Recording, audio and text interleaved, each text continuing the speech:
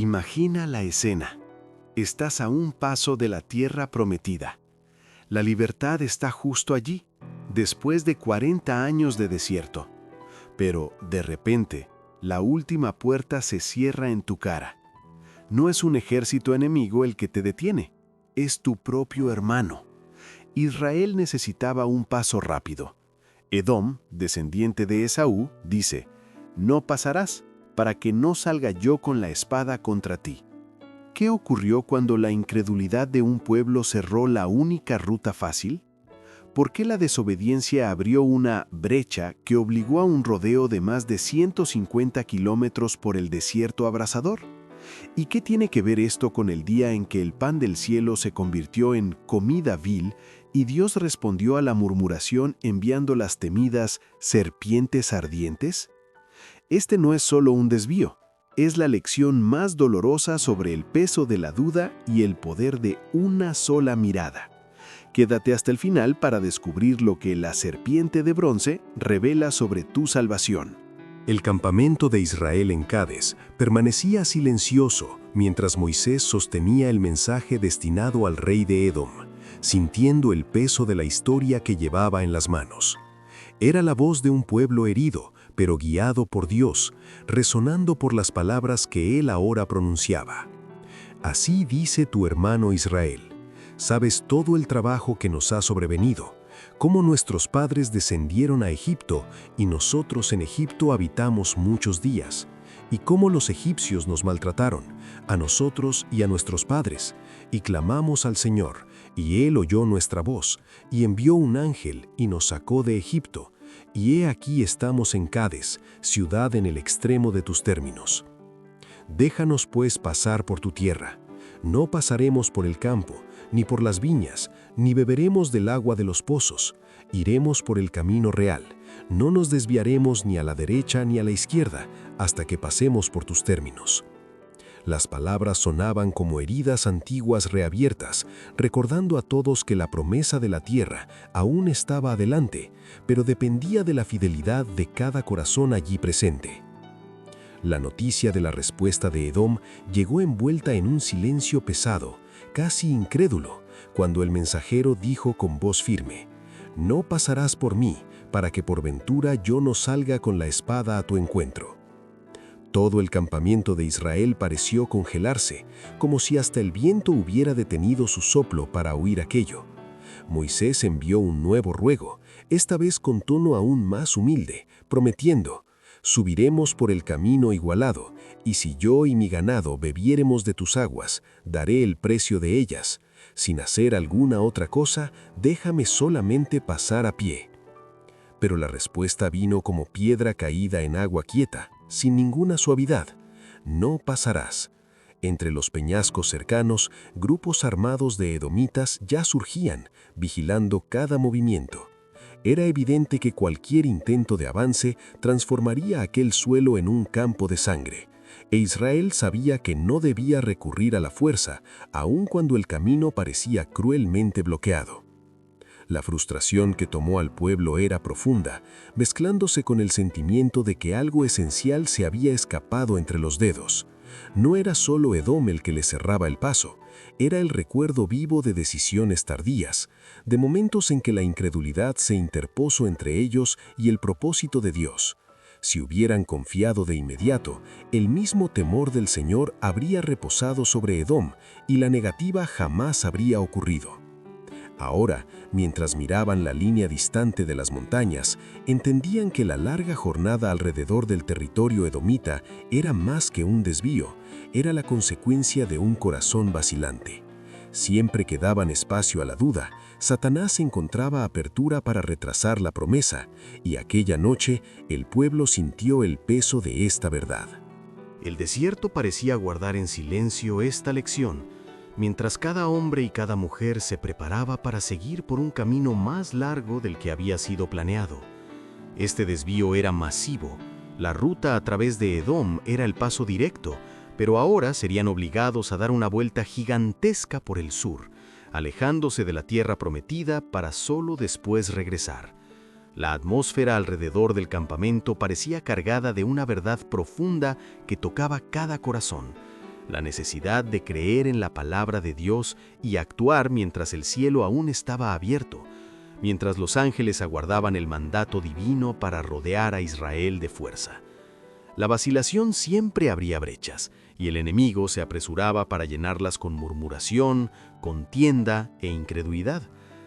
Entre los recuerdos de las instrucciones divinas resonaban las palabras dichas anteriormente a Moisés, recordando que Dios había declarado respecto a los edomitas: «Pero guardaos bien, no os entremetáis con ellos, porque no os daré de su tierra ni siquiera la pisada de la planta de un pie, porque a Esaú he dado la montaña de Seir por herencia».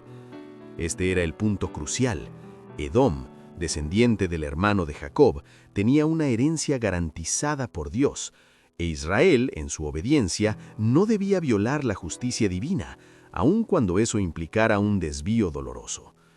El pueblo percibía que, aunque los cananeos debían ser desposeídos por causa de su iniquidad consumada, los hijos de Esaú aún estaban en el tiempo de la misericordia. La bondad de Dios se revelaba allí. Israel caminaba recordando que la fidelidad divina no era selectiva ni parcial, y que la historia entre descendientes de Abraham debía estar marcada por respeto, no por disputa. El pueblo también comprendía que sus antepasados y los de Edom eran hermanos, y que la respuesta áspera recibida no les daba el derecho de guardar rencor. El Señor exigía que jamás buscasen venganza ni esperasen poseer cualquier parte de la tierra de Esaú.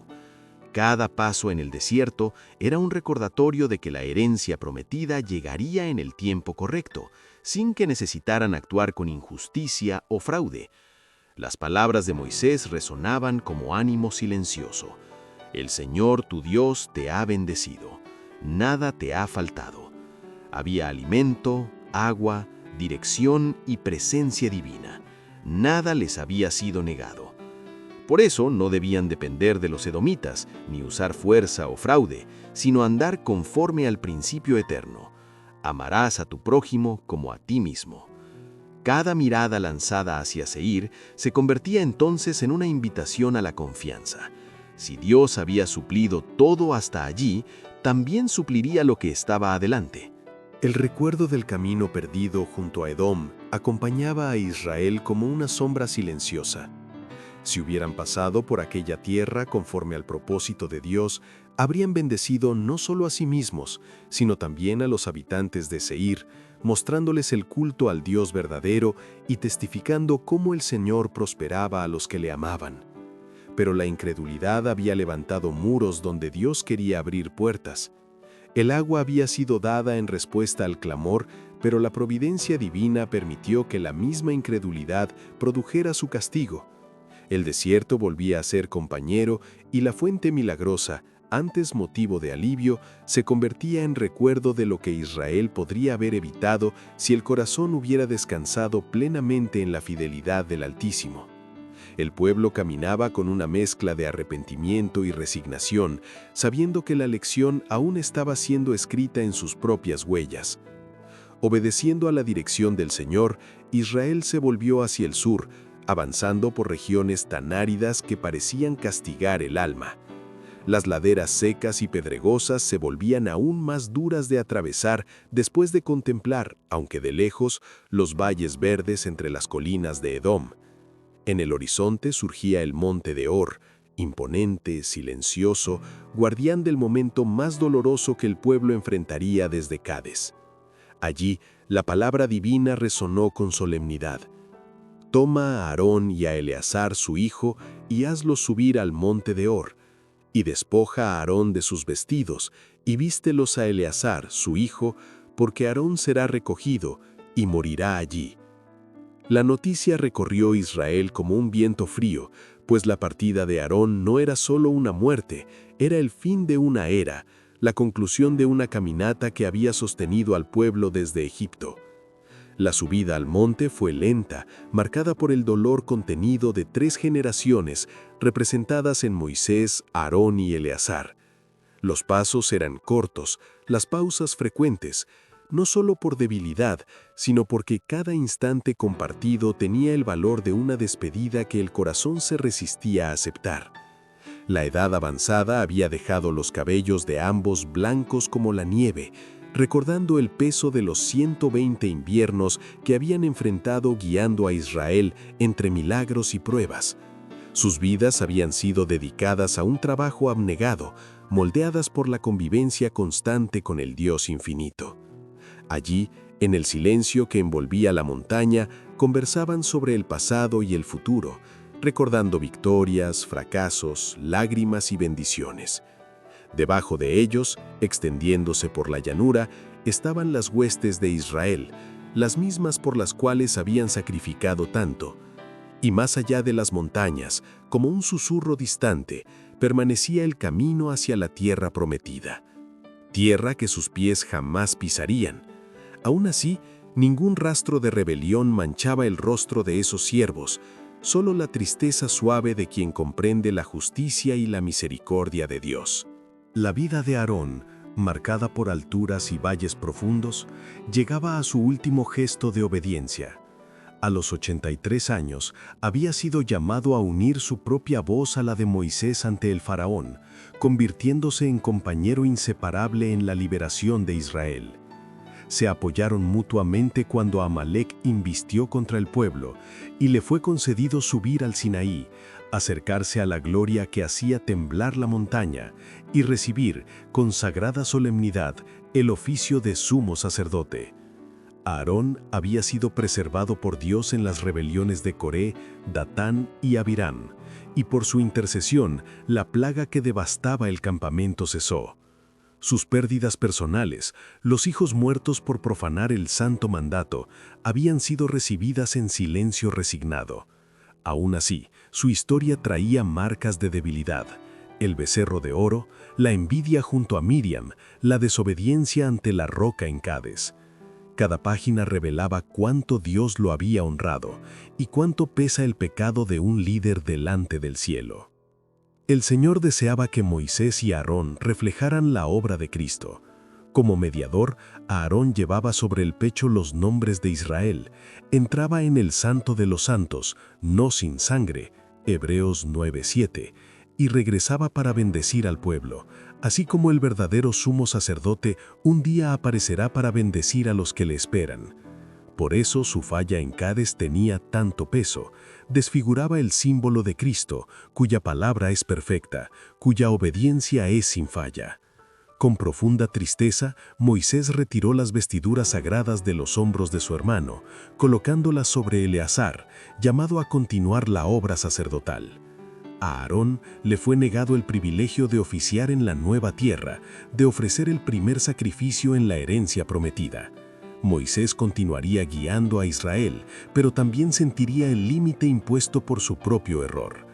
El recuerdo de que un solo acto puede marcar para siempre el destino resonaba silencioso entre los 3 hombres en el monte. En el campamento, la ausencia de los 2 grandes líderes despertaba inquietud. La partida de ellos, acompañados por Eleazar, alimentaba temores íntimos y muchos presentían que aquel silencio escondía algo grave. Cada rostro llevaba la memoria amarga de 40 años de pruebas, pérdidas y sepulturas esparcidas por la arena. La sentencia pronunciada sobre Moisés y Aarón flotaba sobre el pueblo como un apretón en el pecho, recordando que casi toda la generación salida de Egipto ya había caído. Los que sabían el propósito de la ida al monte de Hor sentían la esperanza de deshacerse como polvo y aguardaban, con el corazón suspendido, el retorno de aquellos cuya presencia había sostenido a Israel por décadas. Cuando miraban sus propias historias, recordaban que muchos de los dolores vividos habían surgido de la propia incredulidad y ahora temían por el futuro de sus líderes tanto como por su propio destino. La figura exhausta de Moisés apareció en el descenso silencioso de la montaña, y a su lado, Eleazar caminaba lentamente, llevando sobre los hombros las vestiduras sacerdotales que pertenecían a Aarón. El pueblo, tomado por un presentimiento, observó la ausencia del antiguo sumo sacerdote. Cuando se reunieron alrededor de Moisés, escucharon su voz entrecortada revelar que Aarón había cerrado los ojos en el monte de Hor, descansando allí, donde él mismo lo había sepultado. La multitud rompió en llanto y el lamento resonó por el campamento como un río incontenible. El texto sagrado registra: lloraron a Aarón 30 días, esto es, toda la casa de Israel. Números 20:29. El dolor colectivo parecía tocar el cielo, pues Aarón, aún herido tantas veces por las rebeliones del pueblo, había sido amado y respetado por todos. Allí murió Aarón y allí fue sepultado. Deuteronomio 10:6. Estas palabras simples, directas, llevan un contraste profundo con las costumbres de gran ostentación que, en otros tiempos y lugares, rodean la muerte de los poderosos. Allí, en el silencio elevado del monte Hor, no hubo cortejo, no hubo multitud, no hubo exhibición. Solo dos hombres, Moisés y Eleazar, presenciaron la partida de uno de los mayores líderes que Israel jamás conociera. La sepultura permaneció oculta, entregada al silencio y al viento, como si el propio Dios la guardara. Y así permanece la lección de que el honor divino no reposa en el esplendor humano, sino en la simplicidad que devuelve el cuerpo al polvo delante de aquel que llamó la vida a la existencia. La tristeza se extendió por el campamento, pero ningún corazón sangró como el de Moisés. La muerte de Aarón le trajo, como un susurro inevitable, el recuerdo de que su propio tiempo en la tierra se aproximaba al fin. Aún así, más doloroso que la memoria de la propia mortalidad, era el golpe de perder al compañero fiel que caminara a su lado desde el inicio de la misión en Egipto. Aarón conociera sus temores, sus vacilaciones, sus luchas internas, y juntos habían soportado el peso de conducir a un pueblo difícil. Ahora, Moisés seguía adelante sin aquella voz tan familiar a su lado, pero su confianza en el Dios que nunca lo abandonara se volvió aún más profunda, sosteniéndolo como un bálsamo sobre el alma cansada. Apenas dejaron el monte Hor, los israelitas enfrentaron un revés en manos de Arad, rey cananeo. La derrota hirió el orgullo del pueblo, pero cuando clamaron por la misericordia divina, Dios los socorrió y les dio victoria sobre el enemigo. Sin embargo, en lugar de humildad, surgió presunción. La conquista infló sus corazones, llevándolos a juzgar injustamente el propio camino por el cual Dios los había conducido. Murmuraron otra vez, alegando que toda la larga peregrinación por el desierto fuera inútil, que podrían haber vencido a sus enemigos 40 años antes, cuando rechazaron la tierra prometida por causa del informe de los espías. Sus razonamientos resonaban ingratitud, como si el desierto hubiera sido castigo sin propósito, olvidándose de que cada paso había sido moldeado para enseñarles a vivir dependientes del Dios que jamás falló. La marcha prosiguió rumbo al sur, atravesando un valle abrasador, donde el calor parecía subir de la arena como un soplo vivo que robaba el aliento. Nada ofrecía sombra, ningún árbol erguía ramas sobre el camino, y cada paso hacía que el cuerpo suplicara descanso. La sed ardía como hierro al rojo, y el cansancio pesaba más que las propias cargas. En ese ambiente hostil, la fe del pueblo, ya frágil, vaciló una vez más. En lugar de recordar que la jornada alrededor de Edom fuera consecuencia de su propia murmuración, se entregaron al desánimo. La memoria se volvió selectiva, viendo solo el malestar presente y olvidando que Dios los libraba de consecuencias mucho mayores. Sus pensamientos torcidos los persuadieron de que, si hubieran seguido su propia voluntad, ya estarían en Canaán. Así alimentaron amargura contra Dios y contra el camino que Él había escogido, como si la libertad ofrecida fuera menos deseable que las ilusiones de Egipto. El descontento creció como raíz amarga, contaminando incluso aquello que debería inspirar gratitud. Y el pueblo habló contra Dios y contra Moisés: ¿por qué nos hiciste subir de Egipto para que muramos en este desierto? Porque ni pan ni agua hay, y nuestra alma tiene fastidio de este pan tan vil. El maná, expresión diaria de la fidelidad divina, se había convertido en blanco de desprecio. La provisión constante, la presencia que los guiaba día y noche, ya no eran vistas como milagros, sino como rutina desvalorizada. El corazón endurecido no percibía que el verdadero peligro no era el desierto, sino la rebelión silenciosa que crecía en el alma, empujándolos lejos de la confianza y cerca de la ingratitud. Moisés, con la autoridad de quien carga un peso espiritual sobre los hombros, expuso al pueblo la gravedad de sus palabras. les recordó que solo el poder de Dios los había sustentado en aquel grande y terrible desierto de serpientes ardientes y de escorpiones y de sequedad en que no había agua. Todos los días habían presenciado milagros continuos, agua brotando donde no había fuente, pan descendiendo del cielo para saciar el hambre, protección constante bajo la nube fresca durante el día y bajo el fuego resplandeciente por la noche. Ángeles caminaban al lado de las caravanas, fortaleciendo pies cansados en los senderos rocosos, manteniéndoles las ropas intactas y el vigor preservado. Ni enfermedad ni debilidad habían debilitado el campamento. Dios había domado animales feroces e impedido que serpientes venenosas se aproximaran. Si, ante tanto cuidado, el pueblo insistiera en murmurar, la protección divina se retiraría hasta que aprendieran el valor de aquello que ignoraban y buscaran al Señor con arrepentimiento sincero. La protección divina siempre los había rodeado como muralla viva, pero el corazón oscurecido por la ingratitud no percibía el número incontable de peligros de los cuales eran librados diariamente. Al desear la muerte en su murmuración, recogieron el fruto amargo de sus propias palabras. Las serpientes ardientes, que en hebreo se llaman serafines, avanzaron sin impedimento cuando la mano protectora de Dios se apartó, y sus mordeduras traían dolor abrasador, fiebre súbita y muerte veloz. Un terror profundo se extendió por el campamento cuando hombres, mujeres y niños cayeron ante aquellas criaturas que antes eran contenidas por la gracia. Nada parecía seguro. La muerte caminaba entre las tiendas como sombra inevitable. Cada grito rasgando el silencio de la noche recordaba que estaban cosechando el fruto de la incredulidad que habían elegido nutrir. El campamento se transformó en un lugar de lamento, donde cada tienda albergaba a un agonizante. Las manos que antes señalaban acusaciones ahora temblaban al intentar proteger a los que aún vivían. El pasado, antes tan amplificado en quejas, parecía pequeño ante aquel dolor. Ninguna voz murmuraba. La aflicción callaba el orgullo y dejaba solo la conciencia dolorosa de cuánto habían despreciado el cuidado divino. En medio de tanta angustia, el recuerdo de las palabras de Moisés adquiría nuevo peso. Era Dios quien los preservaba de todo mal, y sin Él no había defensa capaz de sostenerlos.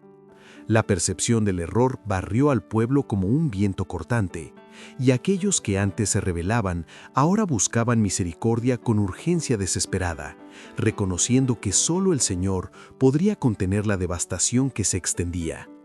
Movidos por el arrepentimiento, vinieron a Moisés con confesiones sinceras.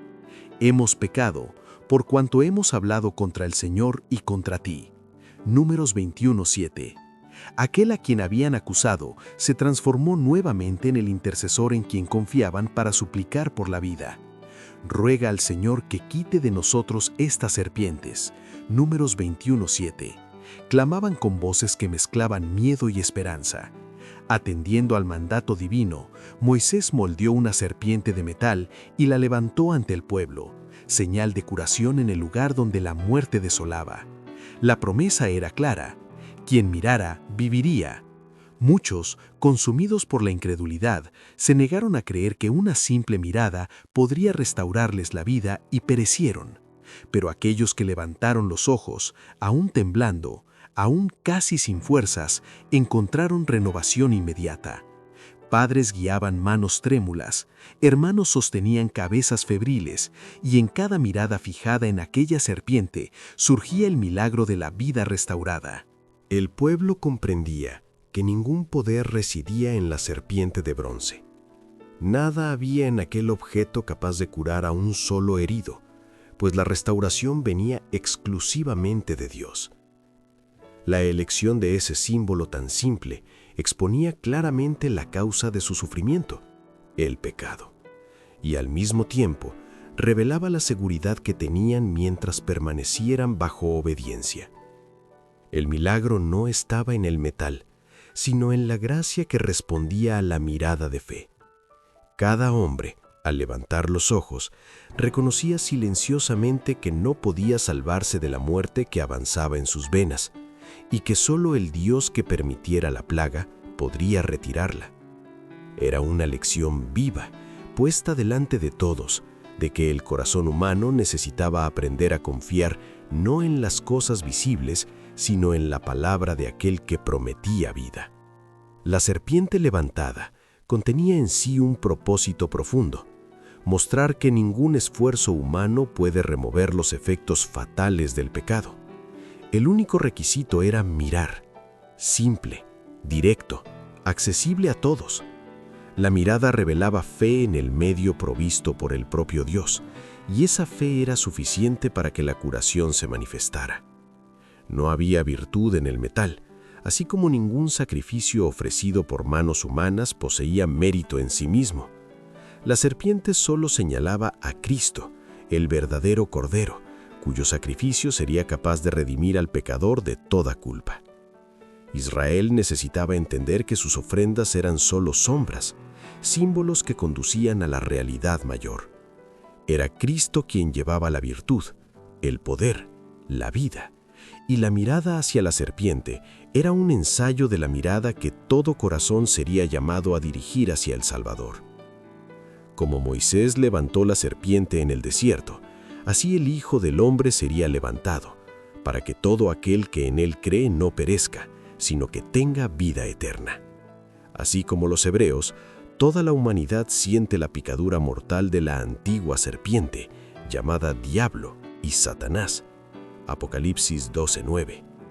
El veneno del pecado, silencioso y destructivo, corroe la vida desde dentro, y ningún hombre tiene poder para remover su consecuencia inevitable. Pero Dios proveyó un remedio: mirar a Cristo.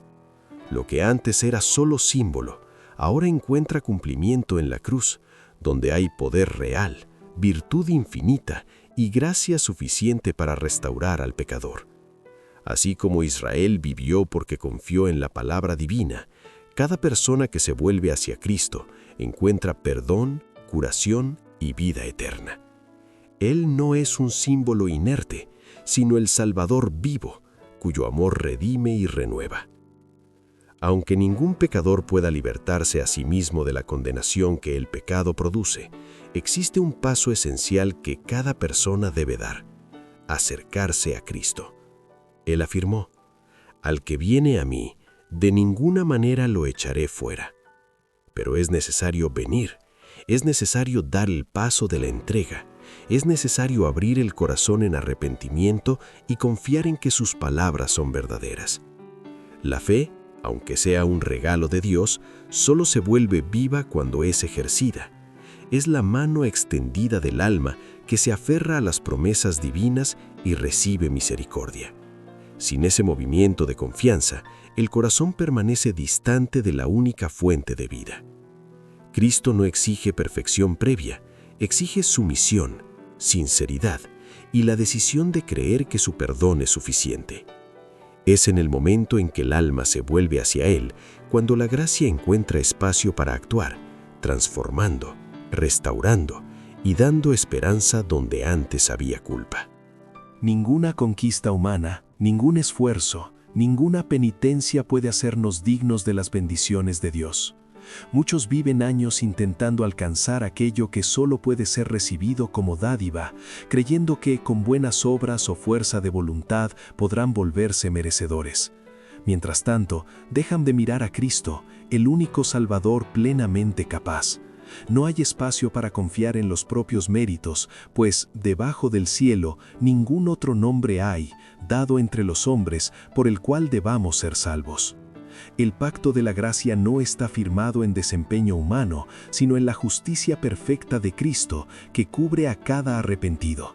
Es necesario abandonar la ilusión de la autosalvación y aceptar que es Él, y solamente Él, quien garantiza acceso a la vida eterna. Cuando el corazón descansa totalmente en Dios y deposita en los méritos de Jesús su única esperanza, el cielo se abre para derramar auxilio en abundancia. La salvación no resulta de la fuerza humana, sino de la entrega. Cristo murió porque éramos incapaces de resolver nuestro propio destino eterno, y es justamente en nuestra debilidad que su socorro se manifiesta con mayor fuerza. Cuando el pecado se vuelve claro y el alma percibe su propia indignidad, no debe caer en la desesperación, sino escuchar el llamado suave de aquel que dice, «Venid a mí». Él no rechaza al afligido, no abandona al arrepentido, no se distancia del pecador que busca misericordia. En el momento en que nos sentimos sin esperanza, Cristo se acerca, ofreciendo perdón, curación y nueva vida. Es allí, en la rendición, que la salvación se vuelve real.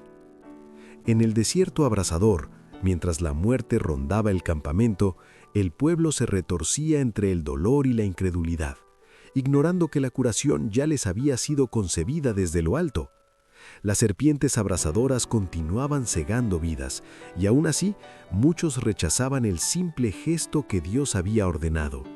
Como está escrito, «Haz para ti una serpiente ardiente, y ponla sobre una asta, y será que vivirá todo el que fuere picado y mirare a ella».